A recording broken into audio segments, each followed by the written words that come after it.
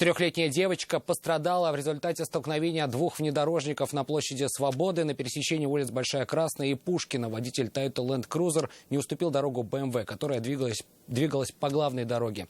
Айгуль Батрудинова с подробностями. У нее ушиб лба, гематома.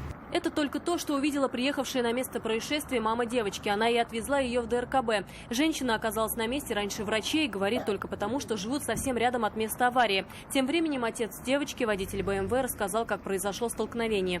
Я врезался в автомобиль, Toyota Land Cruiser, который мне не уступил, потому что у меня главная дорога. Сам предполагаемый виновник рассказывать, почему не пропустил автомобиль, едущий по главной дороге, на камеру не захотел. Однако в разговоре с автоинспекторами признался, что отвлекся на телефон. Ущерб, причиненный автомобилем, еще только предстоит подсчитать. Как думаете, страховка все оплатит? Вы что, там предел ответственности 400 тысяч. Конечно, не оплатит. А тут во сколько примерно сами оцениваете? Я не берусь оценивать, не специалист, но здесь значительно выше сумма ущерба.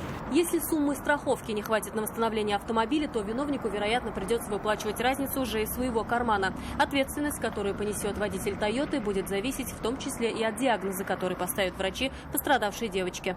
Айгуль Батрудинова, Нафиса Минязова, Константин Бушуев, вызов 112.